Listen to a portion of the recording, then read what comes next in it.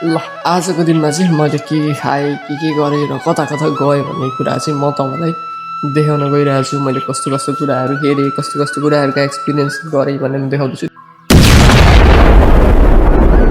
ट्याक्क guys आज चाहिँ बिहान बिहानै उठेर म मेरो ब्लग बनाउनतर्फ लागिसकेँ र ट्याक्क किचनमा जाँदा मम्मी चाहिँ पुरा खानाहरू पकाउनलाई चामल हेर्दै हुँदो रहेछ यतापट्टि।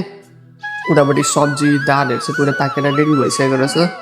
र त्यसपछि भने खानासाना खाएर म चाहिँ फ्रिज सफा गर्नतर्फ लागेँ। एकदम फोहोर भएको थियो र फ्रिजको सम्पूर्ण पार्ट पुर्जाहरू ट्याक्क बाहिर निकालेर त्यसलाई मजाले मालिस गरेर होइन त्यसका पार्ट पुर्जालाई बाहिर लगेर मजाले धोइ मसला गरेर मैले चाहिँ ल्याएर ट्याक्क फिट गरिदिइसकेको छु। एकदम चकाचक भइसक्यो। अलिअलि सामान राखेर ट्याक्क फ्रिजलाई रेडी पारिसकेपछि म चाहिँ तपाईँदेखि एकदम दामी भएर टलक्क टल्किसकेको छु। त्यसपछि भनेको लुगा सुगा लगाएर म चाहिँ पसलतर्फ आएर पसलमा एकछिन घाम ताप्न बसेँ र घाम तापिसकेपछि तलपट्टिबाट कुर्सी ल्याउने भन्ने कुरा भयो। कुर्सी चाहिँ त्यो एसेम्बल गर्न थाल्यो र ट्यागको दोकानमा ल्याएर पनि राखियो। कुर्सी चाहिँ तपाईँले देख्न सक्नुहुन्छ र कुर्सीमा मजाले घुम्दै घुम्दै बस्यो। त्यसपछिदेखि अर्डर जजको अर्डर गर्ने र त्यसलाई पनि मैले एकदम मनोरञ्जन गरेर अर्डर गरेर ठ्याक्क होइन एकदम दामी खालको छ। त्यसपछि भनेको हाम्रो पसलमा ड्रोन आएको थियो र एउटा मान्छे पुरै ड्रोन हेर्न आएको रहेछ।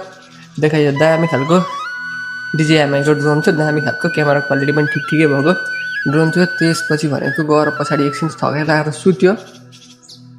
एकछिन मजाले मस्तसँगले सुतेर अनि त्यसपछि उठिसकेर ट्याक्क चटपटे खाजा मगाइयो र चटपटे र चिया मजाले खाइपी गरियो। अनि आजको दिनलाई समाप्त गर्दै ब्लग पनि इन्ड भयो, मेरो दिन पनि समाप्त भयो।